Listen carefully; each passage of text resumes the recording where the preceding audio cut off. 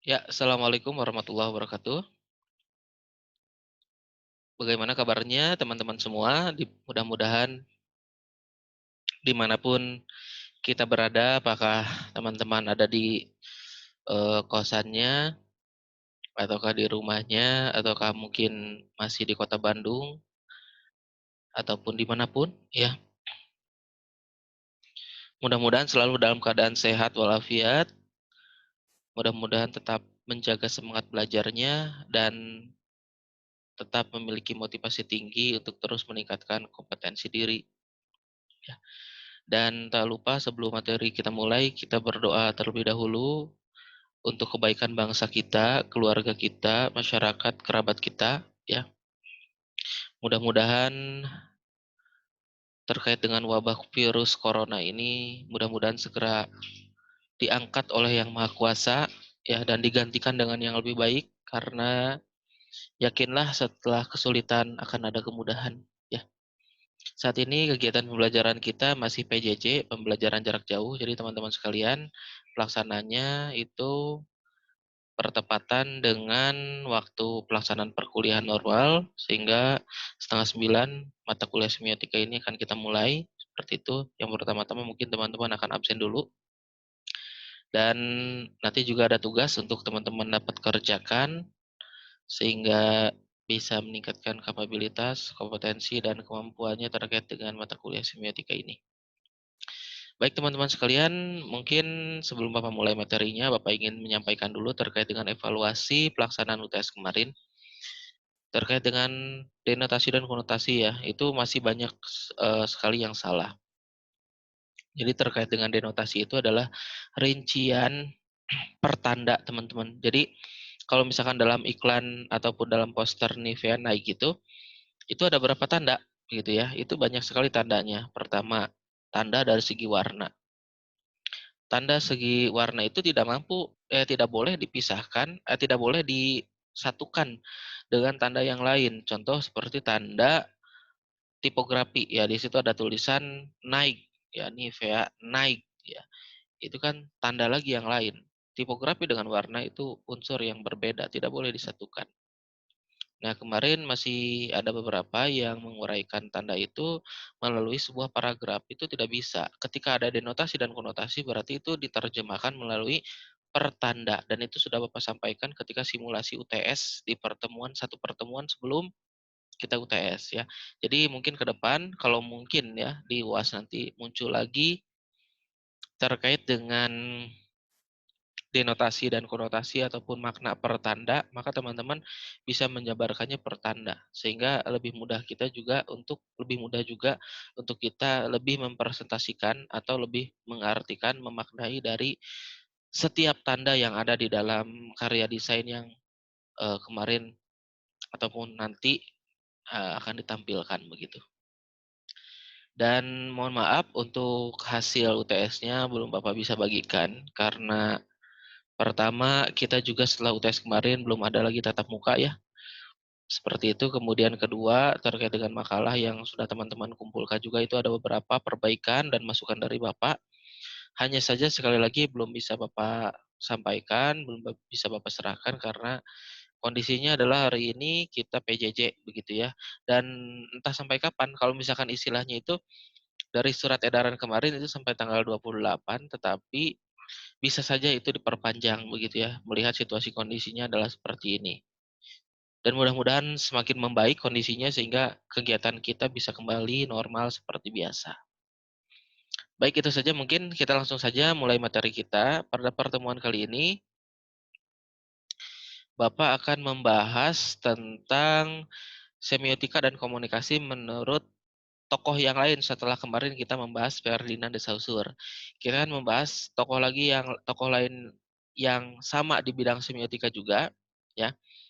Tokoh lain ini bernama Charles Anders Peirce, ya. Dan Peirce ini adalah salah satu semiolog Eropa juga yang memiliki masa dan kehidupan yang berbeda dengan Ferdinand de Saussure. Hanya saja Charles Anders Peirce ini bukanlah followersnya Ferdinand de Saussure, ya.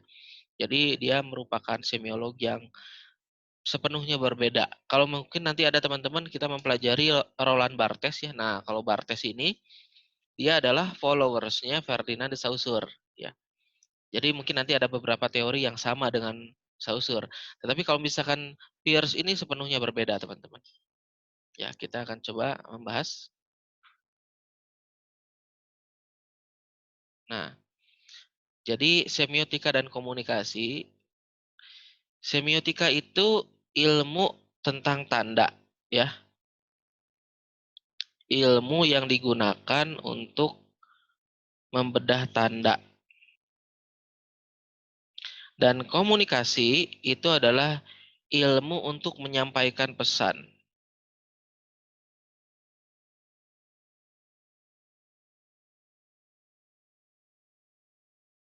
Artinya, ketika kita menyampaikan sebuah pesan, kita membutuhkan yang disebut dengan media. Nah, di dalam media ini terdiri dari tanda. Begitu ya. Jadi semiotika dan komunikasi adalah ilmu yang saling menunjang, ya. Dan kita akan membedah hari ini semiotika komunikasi menurut Charles Anders Peirce ya.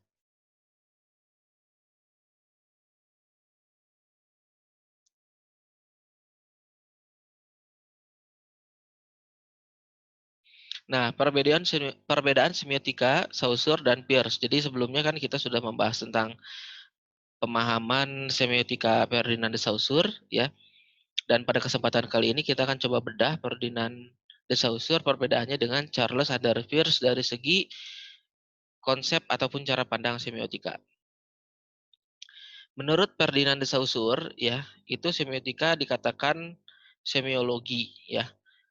Ilmu yang mempelajari semiotika itu dikatakan juga semiologi. Kalau orang ataupun pelakunya itu disebut dengan semiolog ya. Jadi kalau misalkan teman-teman nanti sebagai kurator sebuah pameran karya seni, misalkan nanti teman-teman di sana membedah dari segi aspek tanda-tanda yang diciptakan dari karya seni yang diciptakan oleh seniman yang berpameran tersebut, misalkan. Nah, teman-teman membedahnya dari segi tanda-tandanya, maka teman-teman disebut sebagai seorang semiolog. Ya. Nah, semiologi adalah ilmu semiotika, itu menurut Saussure dan Peirce disebut dengan semiotik. Ya. Jadi semiologi, semiotik ya itu keneh gitu kan istilahnya kalau bahasa Sundanya. Nah, di sana juga ada perbedaan paham tentang misalkan tentang linguistik dan filsafat ya. Jadi filsafat juga itu berbasis pada bahasa, sehingga biasanya seorang filsafat ya atau filsuf biasanya pandai memainkan bahasa ya, pandai menciptakan sebuah quote-quotes begitu ya. Itu seperti itu. Kemudian, nah ini di sini ada triadik. Nah, triadik ini adalah yang akan kita coba bahas pada pertemuan kali ini, yaitu triadik apa sih gitu maknanya dari triadik, nanti kita akan sama-sama bahas bareng-bareng ya. Nah, ini sebenarnya pemahaman dua tokoh ini menciptakan kontroversi, tetapi kontroversi yang saling mengisi, ya. Jadi bukan saling mempertentangkan, sehingga menimbulkan perdebatan, ya. Tidak ya. Jadi saling mengisi Saussure dan Peirce ini, seperti itu.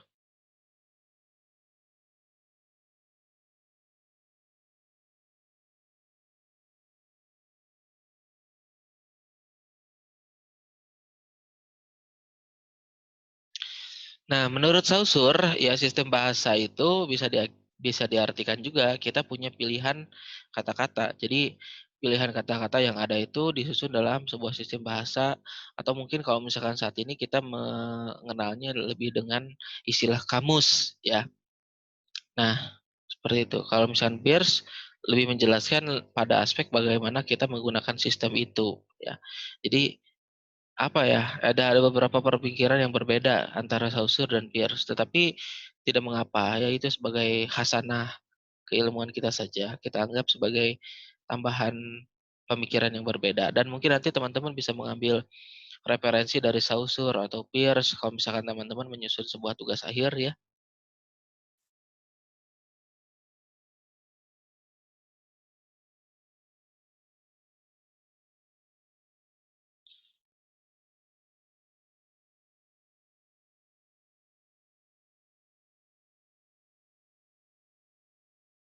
Nah, di sini teman-teman kita bisa lihat konsep semiotika menurut Charles Sanders Peirce ya.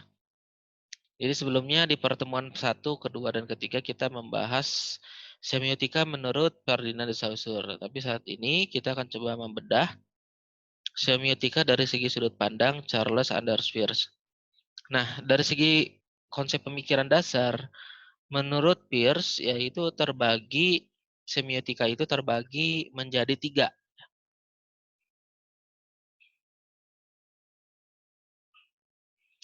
Pertama, interpretan.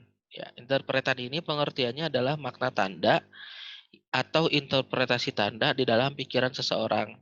Jadi contohnya, teman-teman menciptakan sebuah karya desain poster ya atau menciptakan sebuah ilustrasi. Ketika teman-teman menciptakan ilustrasi, ya, itu kan teman-teman men-share-nya ke publik ya, ke orang-orang ya. Nah, ketika publik melihat karya teman-teman, itu akan ada ya kesimpulan dalam pikiran mereka. Nah, itulah yang kalau misalkan menurut konsep semiotika Peirce disebut sebagai interpretan. Ya, kalau misalkan kita lebih sering menyebutnya dengan interpretasi. Ya. Jadi seseorang menerjemahkan apa yang dia lihat menurut pikirannya sendiri. Itu interpretasi. Nah, teman-teman, kemudian yang kedua adalah representment ya. Nah, representment ini ya ini juga sama istilahnya sering kita pakai representasi ya, penggambaran dari sebuah istilah gitu kan. Nah, representment ini pengertiannya adalah suatu yang mempresentasikan suatu yang lain atau seseorang bisa konkret ya. Jadi kalau misalkan teman-teman diminta untuk menciptakan sebuah karya bertemakan perjuangan Bung Karno. Ya, misalkan perjuangan Bung Karno itu seperti apa sih? Nah, teman-teman merepresentasikannya dalam sebuah karya grafis poster misalkan atau ilustrasi yang di sana ada tanda-tanda untuk merepresentasikan atau menggambarkan, menerjemahkan, menjelaskan tentang Bung Karno itu sendiri. Perjuangannya itu seperti apa gitu ya. Maka itu ada istilah ya, satu gambar bisa mewakili 1000 kata-kata. Karena dari satu gambar kita bisa mendeskripsikannya melalui banyak kata-kata. Gitu ya. Nah, terakhir adalah objek. Ya, objek ini ya adalah sesuatu yang direpresentasikan tadi. Jadi objeknya itu apa? Ya, realitas kebenarannya itu apa gitu ya. Jadi istilahnya kalau misalkan teman-teman menciptakan sebuah karya itu harus objektif. Ada pernah dengar istilah itu? Ya, itu maksudnya adalah masuk ke dalam konsep semiotika. Jadi bagaimana sebuah karya itu memiliki makna, menjelaskan sesuatu itu, merepresentasikan sesuatu itu sesuai keadaan yang sebenarnya, ya, sesuai dengan realitas. Maka dari itu ada istilah kan, teman-teman tolong dong, ya gitu ya, jelaskan sesuatu itu objektif. Maksudnya objektif itu apa? Maksudnya itu adalah benar, sesuai dengan realitasnya. Tidak ditambah, tidak dikurangi, dan jangan kemudian dipelintir, dimasukkan berita bohong, gitu ya. Nah, tentunya dalam menerjemahkan ketiga istilah ini, ya itu teman-teman butuh objek-objek pendukung seperti gambar, tulisan, suara, dan lain sebagainya. Ya.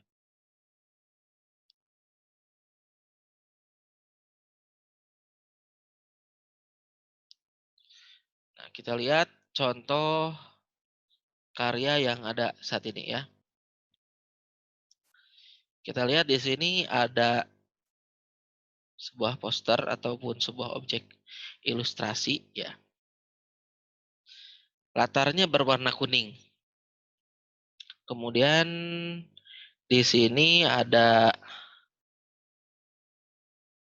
tanah yang digambarkan tandus, kemudian ada ilustrasi jerapah gitu ya. Uniknya jerapahnya berkepala keran ya dengan meneteskan setetes air. Kira-kira maknanya apa? Dari konsep semiotika menurut Charles Sanders Peirce. Pertama, mungkin kita bisa artikan di atas tanah yang tandus ada kehidupan yang membutuhkan air untuk bertahan hidup. Ya. Maka dari itu diartikan di sini binatang jerapah berkepala keran karena membutuhkan setetes air di atas tanah yang tandus. Begitu ya. Dan kenapa warnanya hitam? Karena gelap, nggak jelas ya.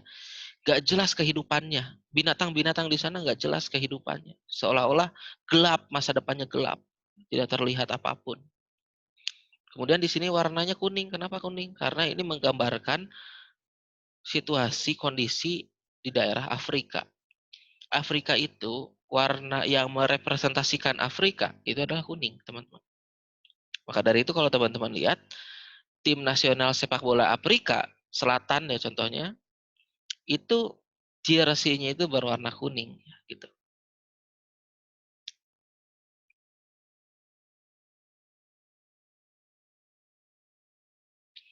Nah, ini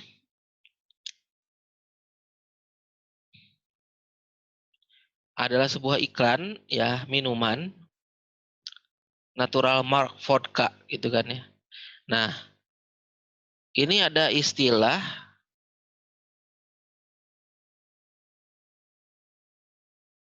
natural ya. Ada juga istilah forest di sini. Uniknya, botol ini digambarkan melalui rimbun-rimbun daun di sebuah hutan begitu ya.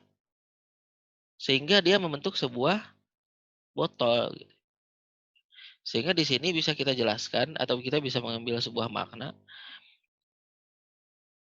daun-daun ataupun ranting pohon yang ada di sekitar di pinggir-pinggir ini merepresentasikan sebuah minuman yang mengambil nuansa natural gitu ya.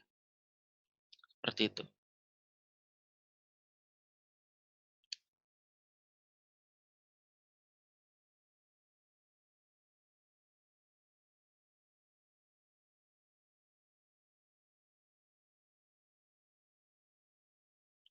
Nah, ini jenis tanda menurut Peirce.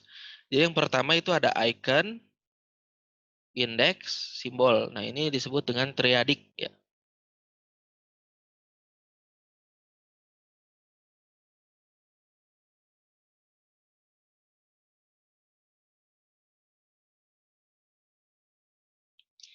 Icon, indeks, dan simbol. Icon itu adalah tiruan tidak sempurna. Seperti foto patung lilin. Ya. Jadi foto itu adalah tiruan aslinya. Ketika teman-teman mengambil sebuah foto, itu adalah tiruan aslinya. Tetapi itu tidak sempurna. Karena itu bukan yang asli. Gitu ya. Dan seperti patung lilin.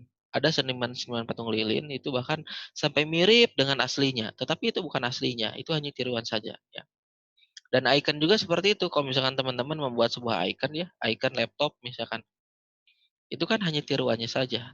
Kalau teman-teman mau aslinya ya laptopnya otomatis teman-teman tempel aja di sana gitu ya. Tapi kan icon hanya merepresentasikan yang asli ya, seperti itu.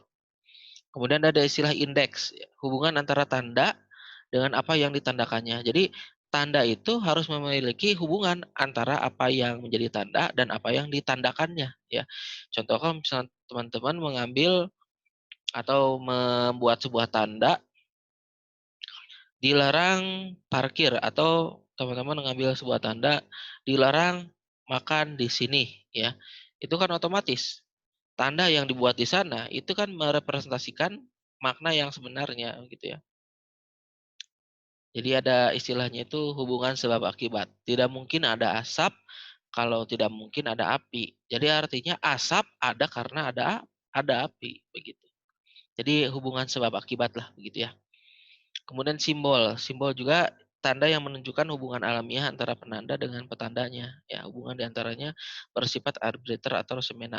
Ya, sepertinya adalah tanda lalu lintas. Tanda lalu lintas contohnya adalah jangan belok ke kanan. Ya, dilarang belok ke kanan. Otomatis ketika ada tanda dilarang belok ke kanan, itu karena ada jalan untuk ke kanan. Cuman dilarang begitu kan. Nah, seperti itu.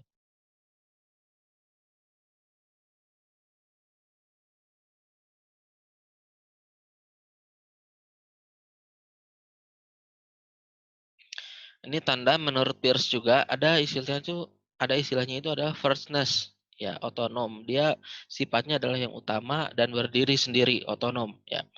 Kemudian secondness dihubungkan dengan realitas. Ini biasanya aspek kedua ini setelah sparsness. Jadi setelah aspek otonom ada, ya, maka di sana ada dihubungkan dengan realitas, ya, secondness.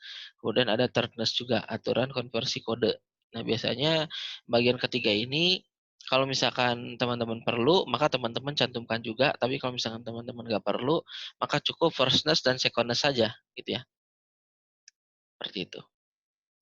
Nah, ini kan pertama, jadi firstness ini bisa digabungkan ataupun bisa dikonekkan dengan representasi, objek, ataupun interpretan.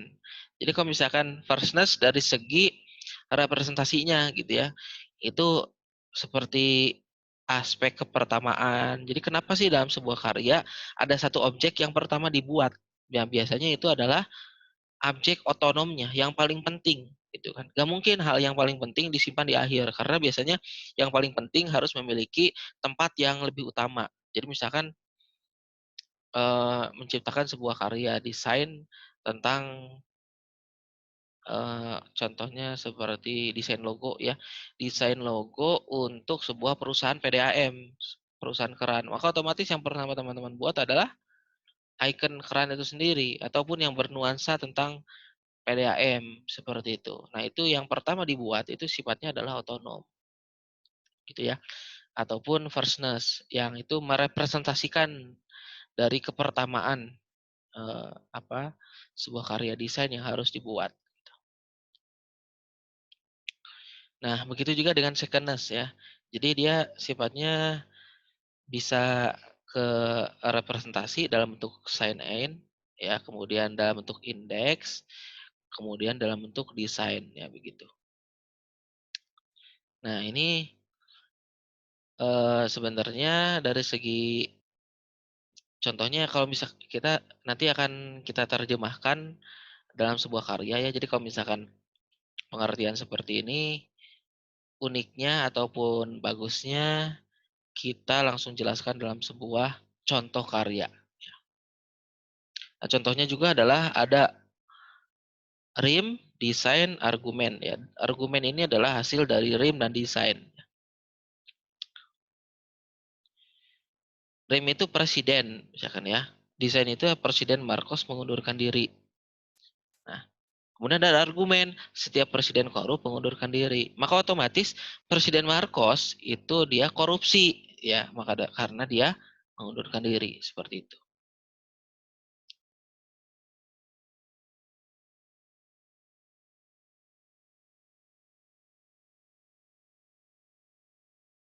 Nah, tadi kan ada qualisign ya, kemudian sin sign, kemudian legal sign ya. Jadi istilahnya ini saling berkaitan ya. Kita langsung pada contoh karya. Nah, ini ya, qualisign, merah pada bunga. Merah pada bunga. Kemudian sin sign itu adalah mencoba dikaitkan dengan pengalaman, ingatan, atau emosi kita. Coba, dalam ingatan kita, contohnya misalkan teman-teman pernah memberikan sebuah bunga merah, bunga mawar merah dengan warna merah ya, dengan warna merah. Itu kepada guru ya ketika teman-teman dulu lulus dari SMA misalkan. Maka otomatis legisainya itu adalah makna konvensi bunga sebagai representasi cinta. Jadi karena teman-teman mencintai guru teman-teman, ya menghargai, menghormati, ya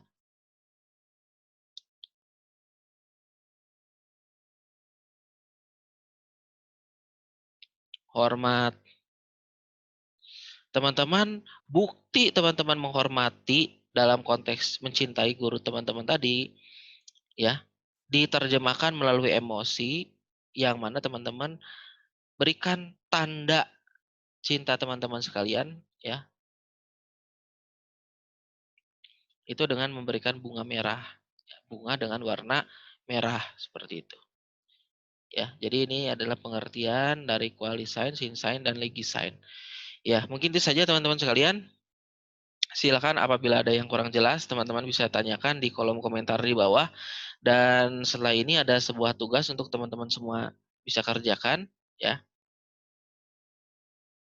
Silakan dikumpulkan di pekan depan. Teman-teman tolong untuk membuat makalah yang isinya adalah teman-teman menunjukkan, ya, jadi teman-teman memilih satu karya dulu, karya desain grafis, ya, kemudian teman-teman tunjukkan di sana, membedakan dan dibedakan, ya, tunjukkan dan bedakan. Dalam karya desain yang tadi teman-teman ambil tadi itu, satu antara icon, indeks, dan simbol, ya. Kemudian mampu menunjukkan juga dan membedakan antara firstness, kepertamaan tadi, ya, secondness, pelengkap, thirdness, bagian sekundernya itu apa, gitu ya. Tersiernya itu apa, gitu ya. Nah, silakan teman-teman bedah itu menurut berdasarkan karya desain yang teman-teman ambil, ya. Silakan bisa teman-teman ambil dari Google atau dari karya desain yang pernah teman-teman lihat atau mungkin dari karya milik teman kalian sendiri, ya. Itu saja mungkin, terima kasih banyak dan silakan bagi yang kurang jelas bisa ditanyakan di kolom komentar. Itu saja dan kita bertemu lagi pekan depan, ya. Kurang lebihnya Bapak mohon maaf apabila ada kekurangan dan apabila ada manfaat dari apa yang Bapak sampaikan, mudah-mudahan bisa diambil sebagai bagian dari penambahan kompetensi, kapabilitas, dan keilmuan teman-teman semua. Dan di sini Bapak juga sebagai teman belajar teman-teman semua, juga mengharapkan, ya, tugasnya dikerjakan dan dikumpulkan tepat waktu. Terima kasih banyak. Wassalamualaikum warahmatullahi wabarakatuh.